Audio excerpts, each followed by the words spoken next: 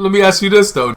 Do you think in our lifetime are we going to see the, collapse of society and, us elevate away from this bullshit?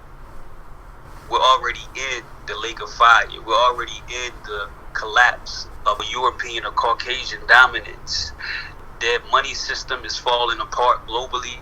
Their birth rate is at an all-time low. It's at a point globally to where they cannot replace their aging population. Right. So within 100 years, they may cease to exist.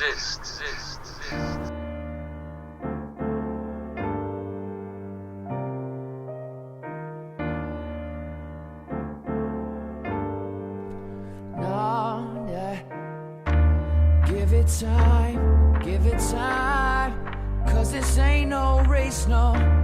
You'll be fine. You do whatever it takes, so just realize, it's all what you make it. Truth and lies, the real and the fake, say you and me. What's up, y'all? This is Inside Nianda Speaks, and you're listening to Thoughts in the Dark. Now, I'm not going to give too long of an intro because I want to dive right into the second conversation that I had with my brother 1AM, who's a community ambassador, a scholar, someone who is in the trenches putting in work on the streets of Los Angeles, California. So, with that being said, if you haven't taken a listen to the first interview that we had a chance to do, I highly advise that you do that. Go ahead and scroll down, look through the episodes real quick and find the first conversation that myself and brother 1AM had. And then also listen to this one in its entirety. With that being said, I want to get into this interview, man. So sit tight, buckle up. Let's get it, man. This is Thoughts in the Dark, y'all.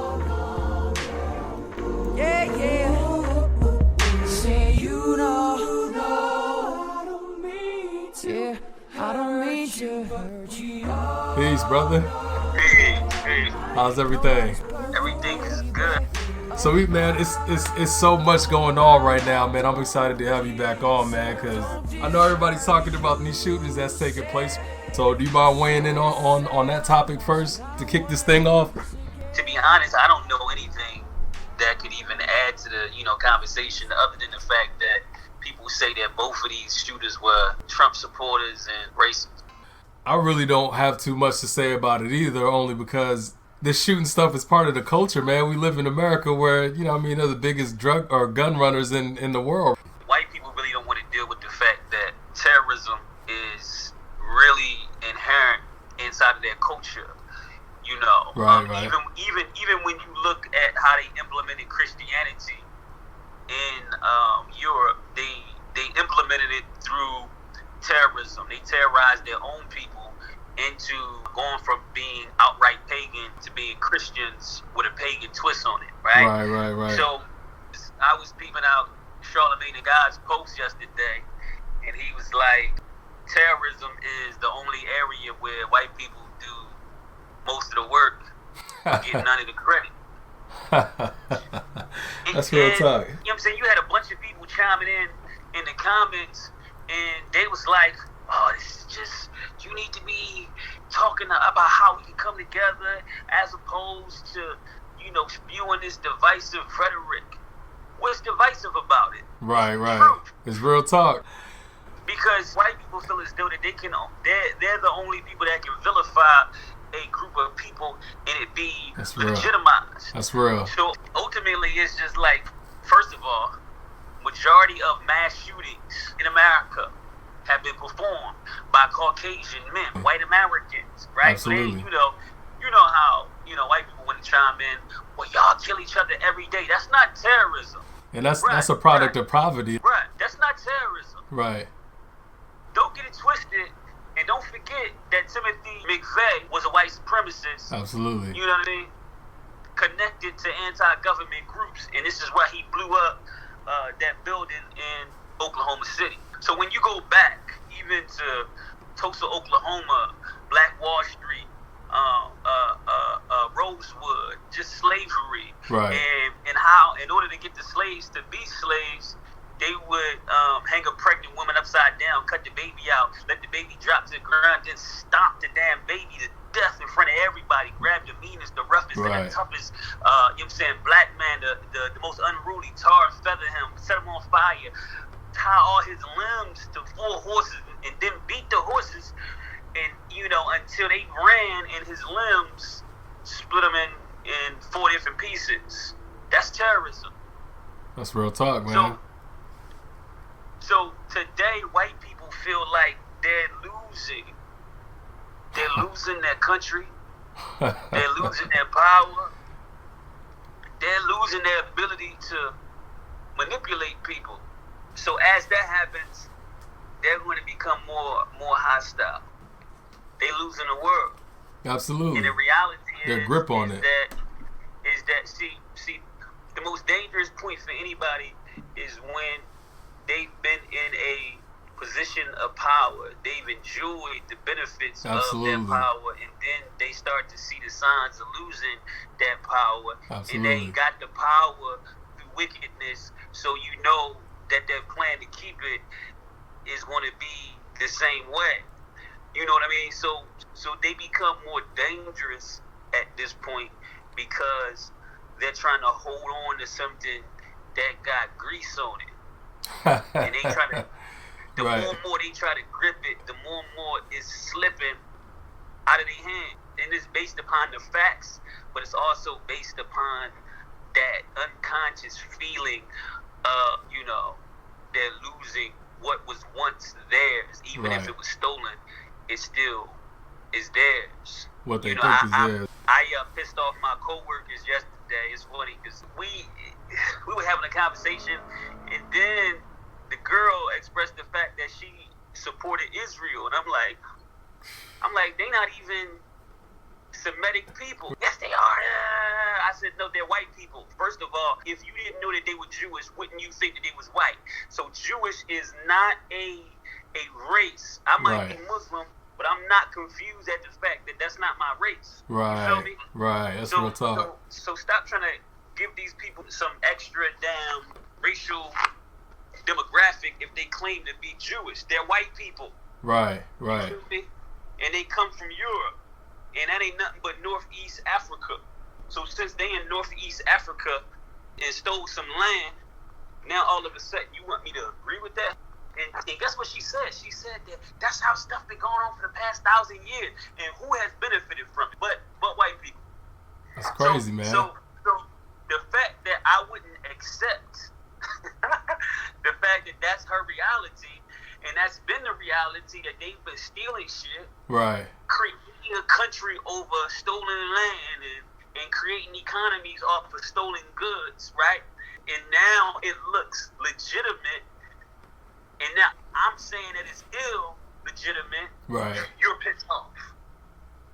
You're pissed off because, you know, it's something inside of you that's like, damn, our view of the world is being challenged. Absolutely. That's what and it is, man. Right to challenge white people's view of the world. They feel like nobody does. Right, right. And if you do, you're somehow you're the racist. That's crazy, man. That's crazy, yo.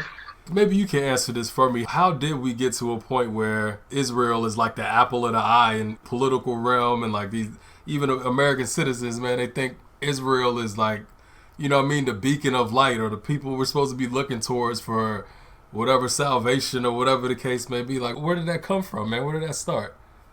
They control money. There it is. I mean,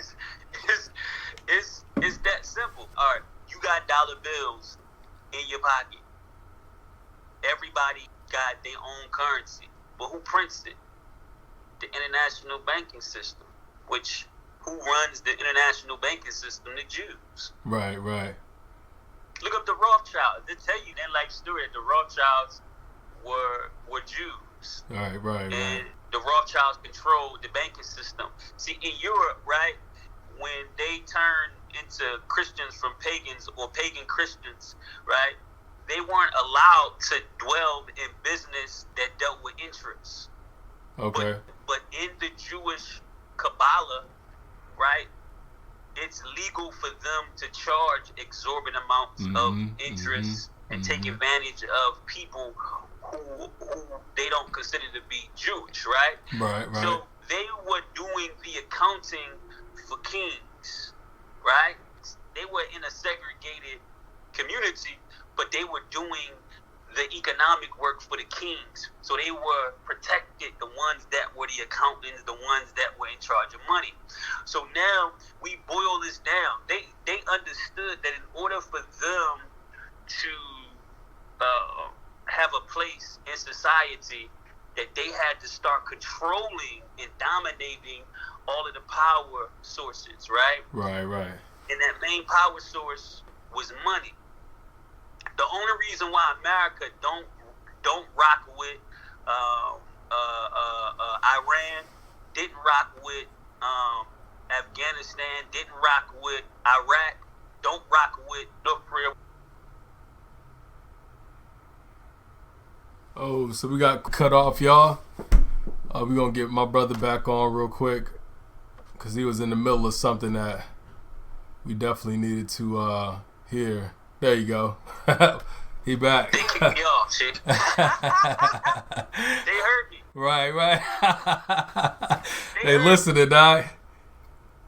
The only reason why they don't rock with Libya, well, they didn't rock with Libya, right? The only reason why they don't rock with Iran and Afghanistan and Iraq and South Korea is because they either didn't or don't have their currency being printed by the World Bank.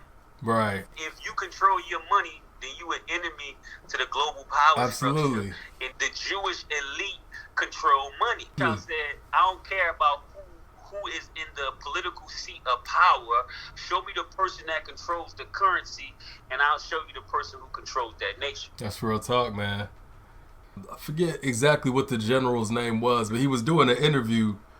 He was basically saying that there was a dossier floating around the Pentagon with 7 countries. Those basically the 7 countries that you just mentioned: North Korea, Iran. I think it was Sudan was in there, but it was a couple other ones. Libya, of course. But all of the countries didn't have a central bank, and these were the countries that the U.S. were planning to invade in the next 10 to 15 years. And this is back in I say 2010, I believe. So follow the money and you'll figure out exactly where the motives are. Right. That's the hand that rocks the world. It's either get down or lay down, right? You know what I mean? Right. And this is the mentality of Caucasian people. You either get down with our view of history and what we did to y'all, right, and just say, one day we gonna get it together. One day us as white people are going to change our behavior towards black people, that you can accept it.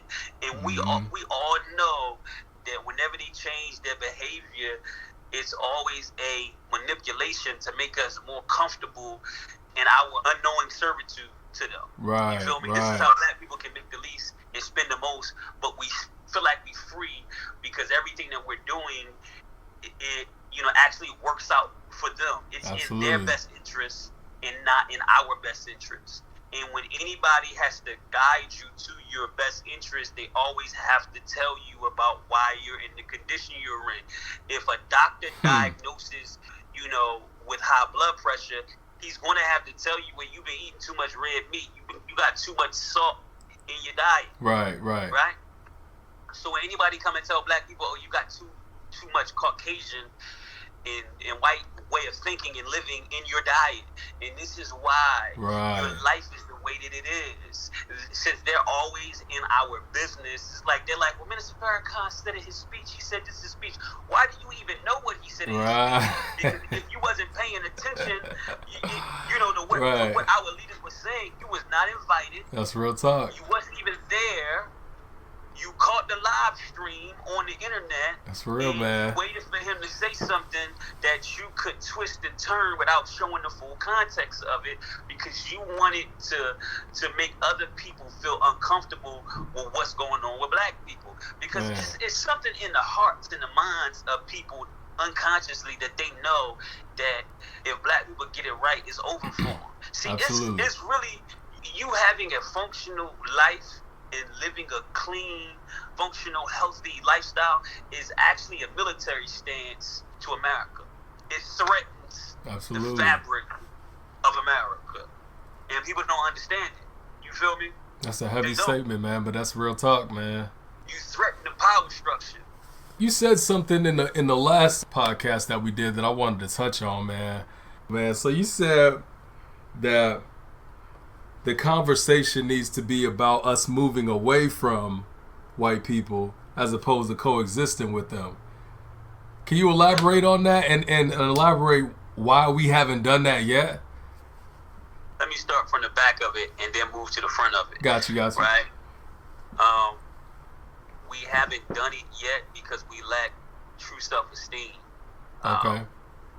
We lack true appreciation for ourselves, because if self-preservation is the first, the first law of survival or something like that, right? So right.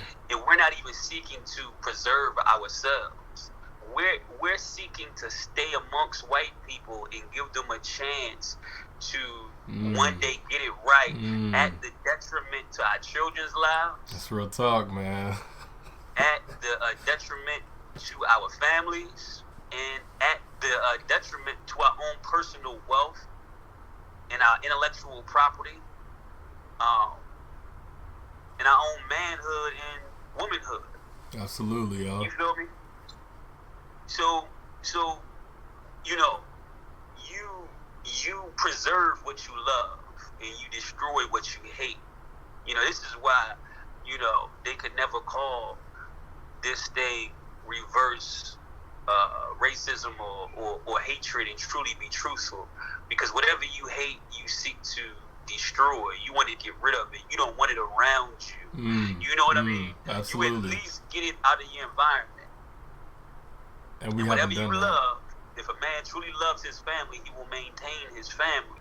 Even if he got to put on Payless shoes on himself, or even on his children, he will bite the bullet. That's real talk. Suck up his pride.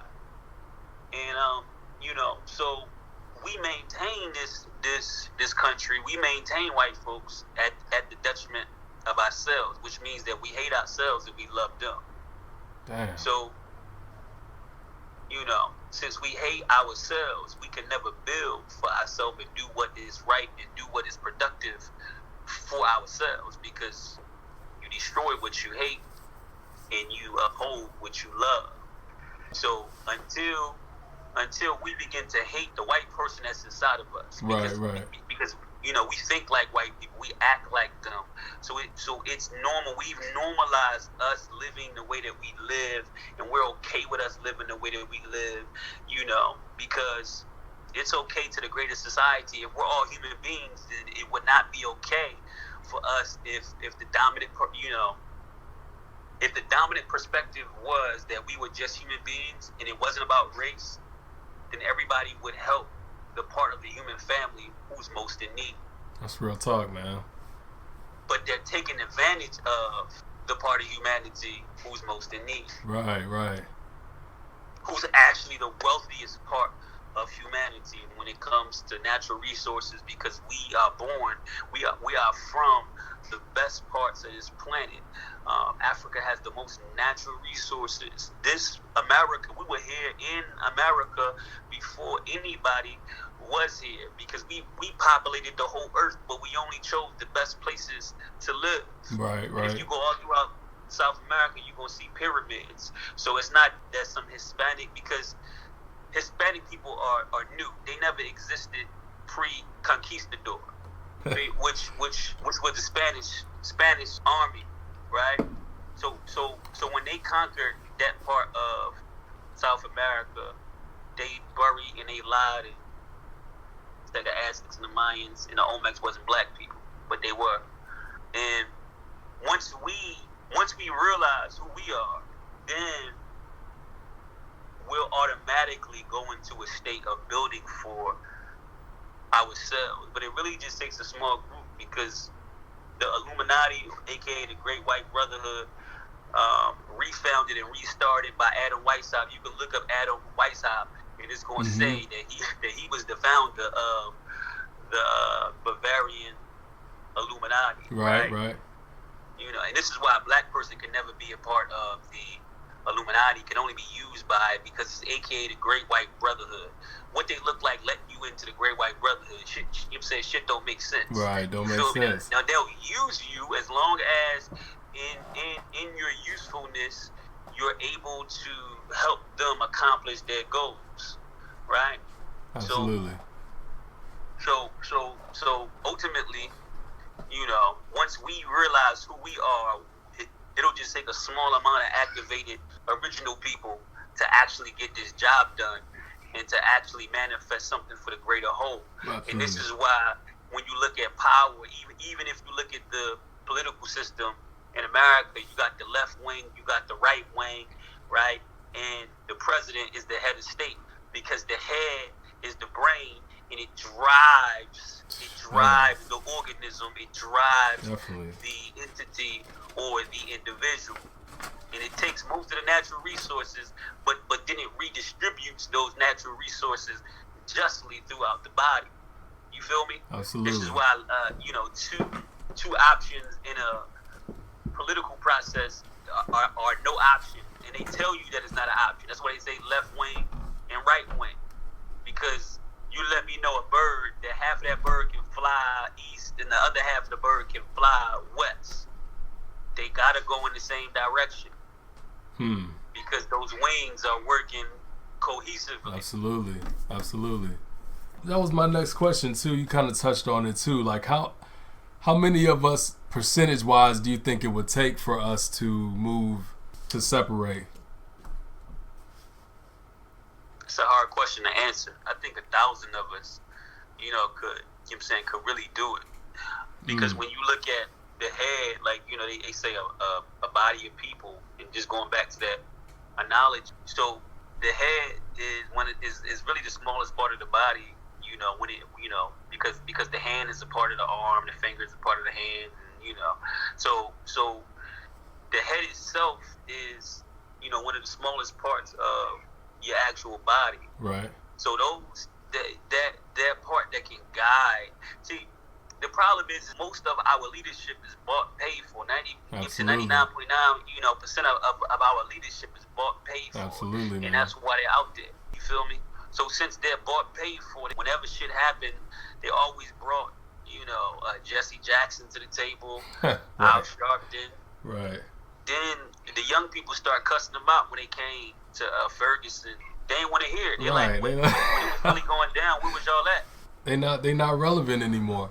Right. So once we're able to just get a small concentrated amount of people who can move unselfishly in a way that's beneficial for the whole, and that's why the Honorable Minister Louis Farrakhan said that they never wanted to teach us 3 sciences: the science of mating, because if you know how powerful your seed is, you'll know also how to pick a woman, not just solely based upon the physical attraction, but a mental attraction, because the goal is to create a god in physical form, right? Not to just get with a sister because she got a fat ass and she pretty, right? But her mind is lacking, her morals are lacking, so y'all not compatible on a mental level, and vice versa, right?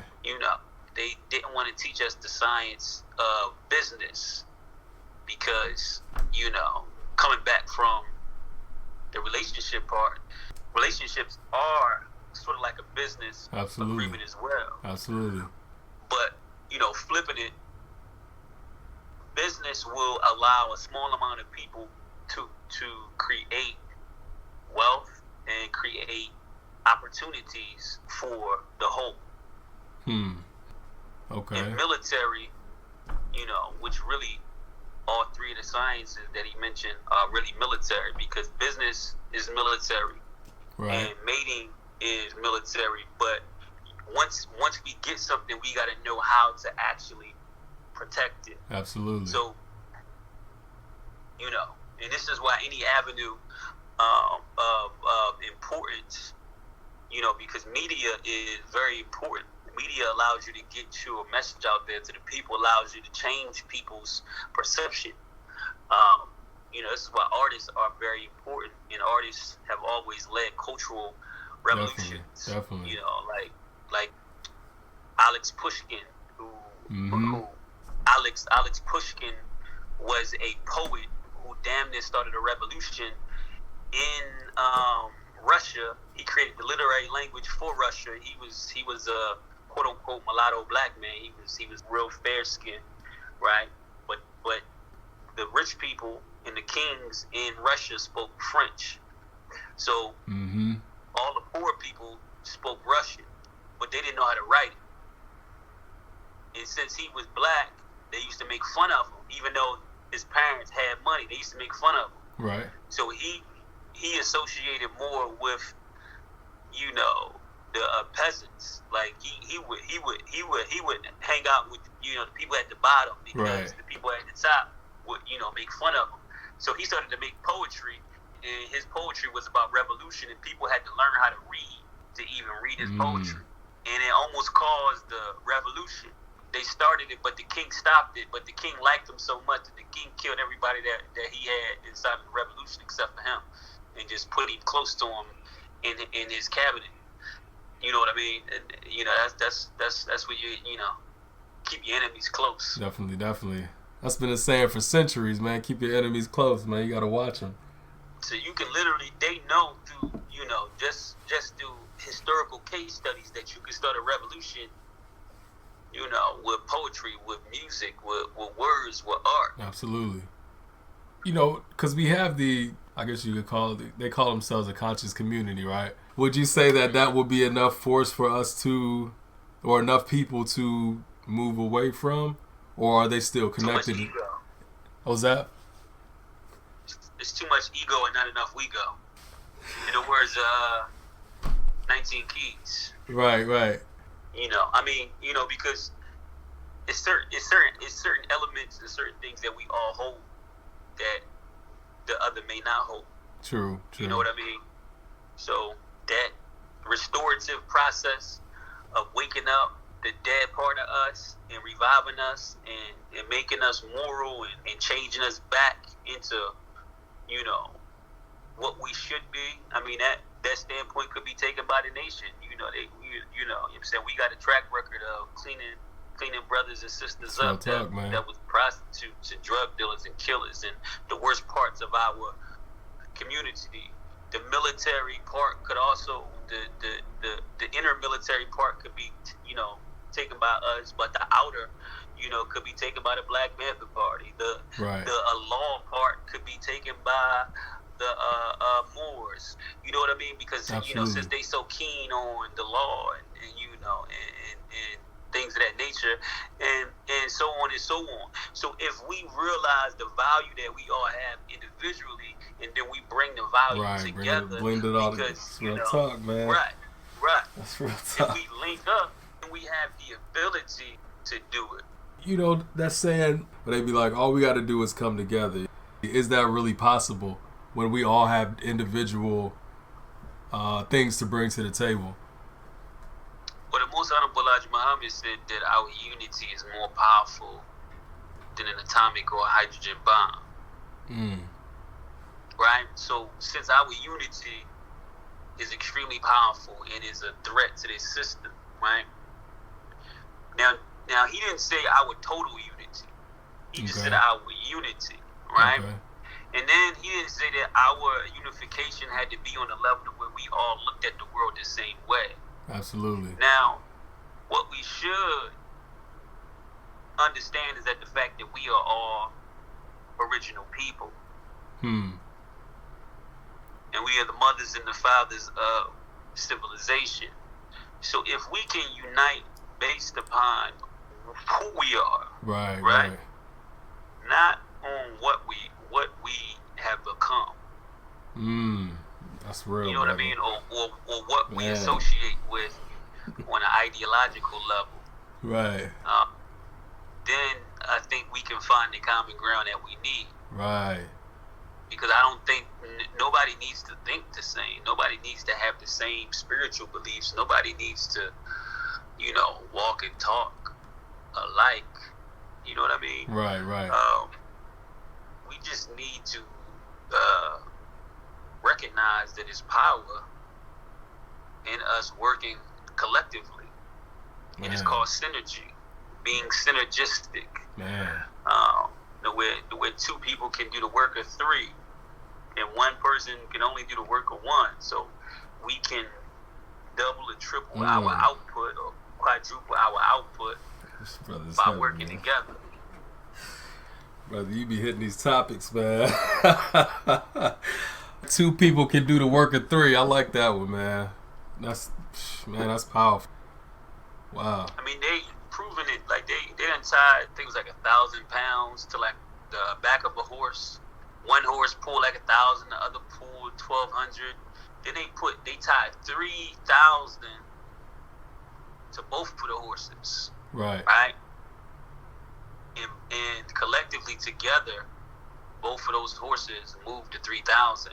But you would think that their max would be 2,200. Right. Since one moved 1,000, the other moved 1,200. But that's just not the reality. Man. You know what I mean? Man. That's why I say 1,000 people as the head can get the body together. You know what I mean? Right. Because you're not gonna go to the gym if you don't have a mental agreement to go to the gym. You feel me? Right. That's you real. You can't move your arm without your brain sending an electric signal to the arm to move in any part of your body. That's just how it works. Right. You feel me? So once you get enough strong people, right, together that are melanated, then they can move the rest of the body. But first, they have to come together. You feel me? Right. And this is why it's not solely based upon us coming together completely. First is based upon, the right people coming together. Right. That makes sense.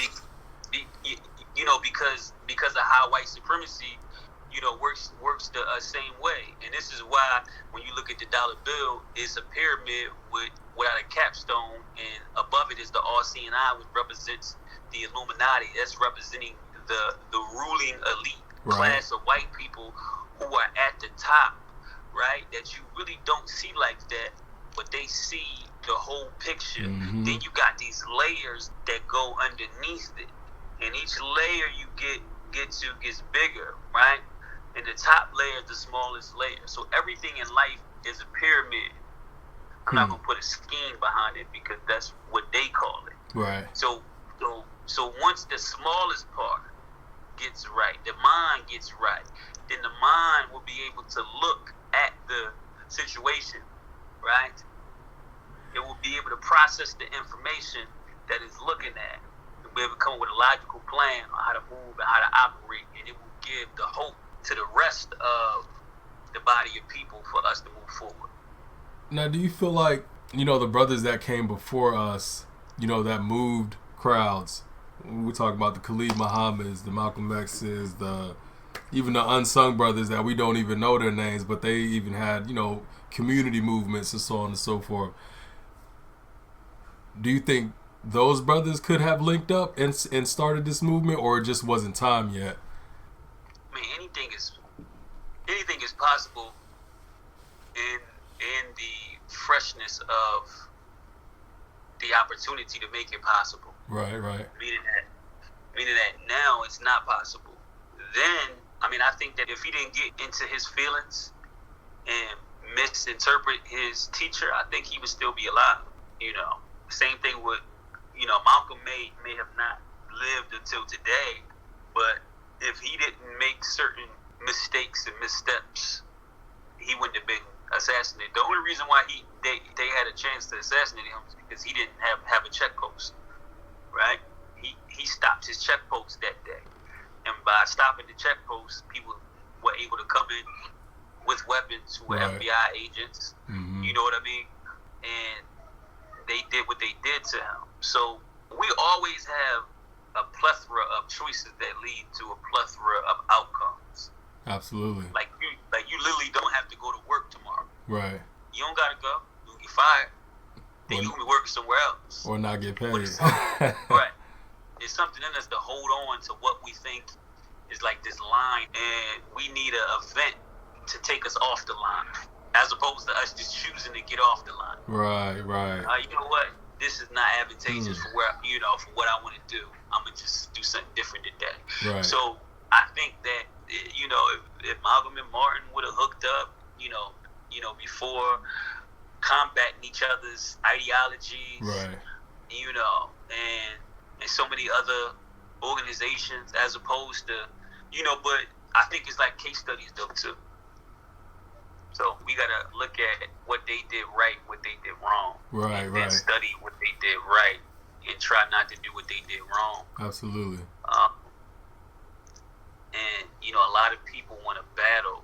We find ourselves in a constant battle over ideology. Right, man. Right. That's crazy, bro.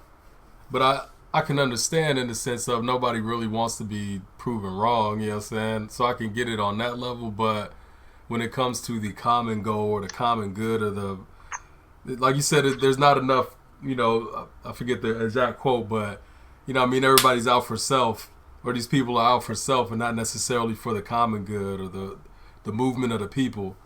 You know what I'm saying? As long as white people are in control of us, then everything is wrong. Right. And if that's not the goal, for us to control our own destiny and fate, then I don't know what we think. Man. Are there any brothers that you look towards for knowledge that, say you could point people to?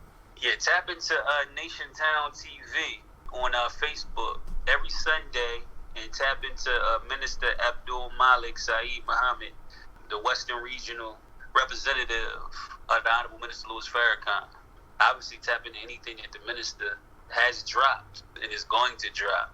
I'm going to just say this. Let your path come to you. You know what I mean? Because absolutely. You will be guided in a certain type of way by your intuition.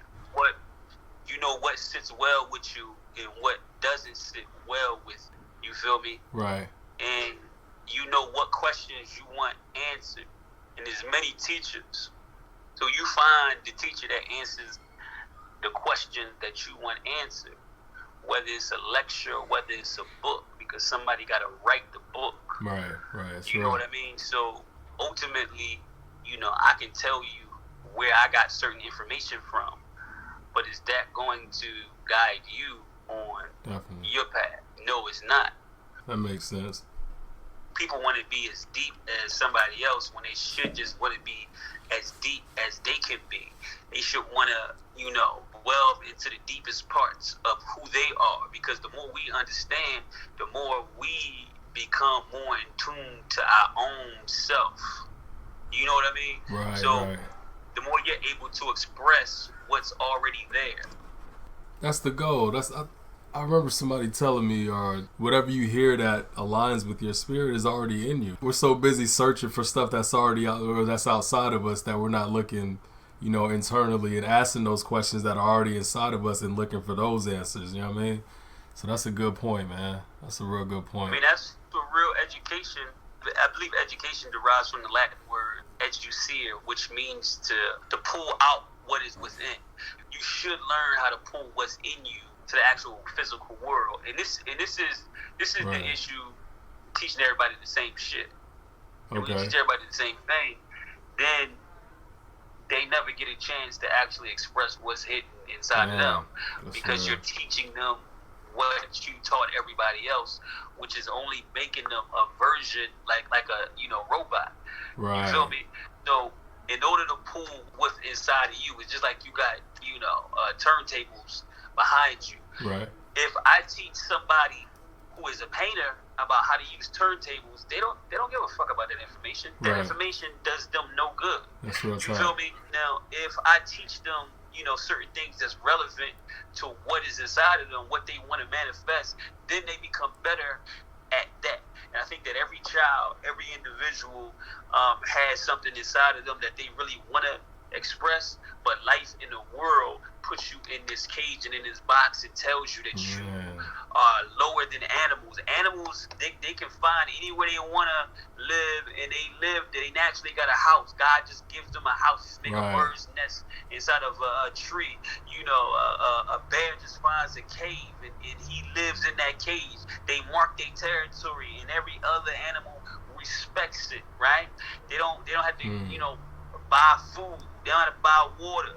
So we as human beings, people have told us, who have created a false system, a false world over top of this world, that, oh, you got to work for your basic human rights. And your basic human rights are food, clothing, and shelter. Right. You feel me? And then they tell you that you're better than somebody else, right? Because you got a better car, you got a better house, you got better clothes. Right. You dig me? And this is what life is about in a Caucasian world.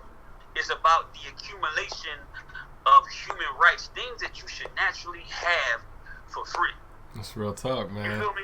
That's real you talk. should naturally have somewhere to stay. You know what I mean? Right. You should naturally have food, because these are human rights. You naturally have water. Like, how can you own water? How can you own the land? Who did you buy the land from? Right.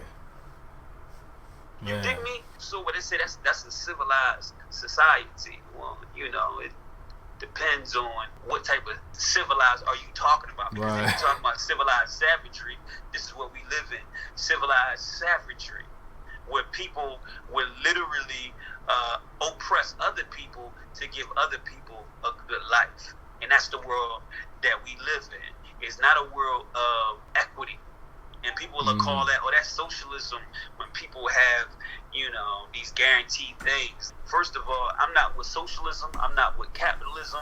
I'm not with communism. I'm not with fascism, because they're all forms of European thought.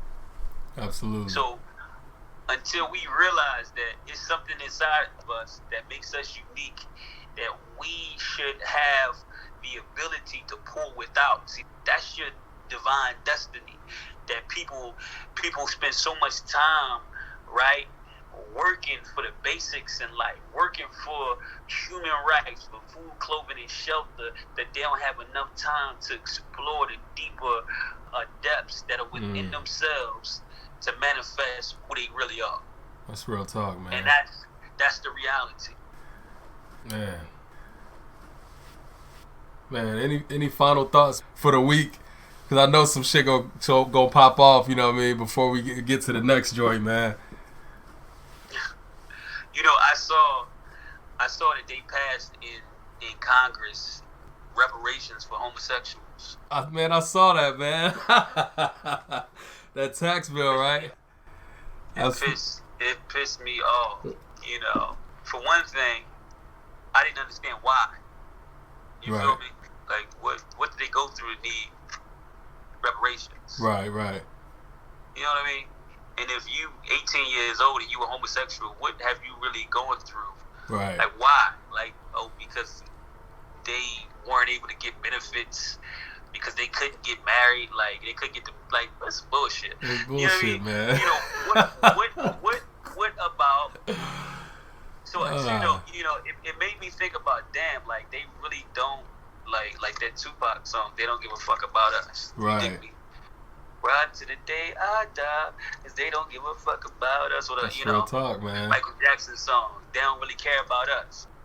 The reality of it is that until we really care about ourselves, nothing is going to happen. You know what I mean? And this is on a personal level, not just on a I love black people note. You know, until we love ourselves individually, that love that we so-called have for the whole is distorted. And I'm talking about myself too. You know what I mean? Real. So that's real. This is not just a thing to where I'm speaking these things to other people, because I suffer from this as well. We all suffer from post-traumatic slave syndrome. Right. It's real. But we devalue ourselves, you know, for the betterment of this society. Play small so they can stay big. Let me ask you this, though. Do you think in our lifetime are we going to see the full fruition of, I guess, collapse of white society and, you know, us loving each other to the point where we can elevate away from this bullshit? We're already in the lake of fire. We're already in the collapse of a European or Caucasian dominance. Their money system is falling apart globally. Their birth rate is at an all-time low. It's at a point globally to where they cannot replace their aging population. Right. So within 100 years, they may cease to exist, but they seek to implant their mind in us. Right. To continue to live. And those who are in the know are doing this. And those who are in the not know are just unconsciously doing this. Right, man. So don't even know it's happening, but it's happening. They're engaging in it, but they don't know that why they're engaging in it. Yeah. So we're all in a race of survive. Buenas. Flaco, llámame flaco, pero mi primer nombre es Yacine Dante, el apellido del Bey. Oiga, mis ojos son testigos, la hermosa y el peligro distinto, claro que sí, la verdad, la calle, el pueblo, las fincas y centros, ciudad, calidad, lo mejor, vale más, guerra y vida, amor y cambia, comida, la guarda, pistola, oración, para ellos, damas y caballeros, familia, crianza, la luz en la distancia, querido Dios, vienen más cercana mi vista, mi casa, mis sueños, mi alma, quiero saberlo, sentir tu abrazo y tu contacto, muéstrame algo, claro. Amén, claro, claro que sí, no hay nada más, no hay nada más, final no hay nada más,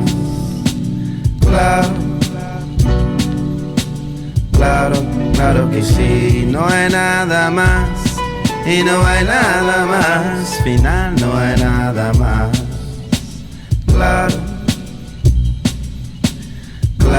claro que sí.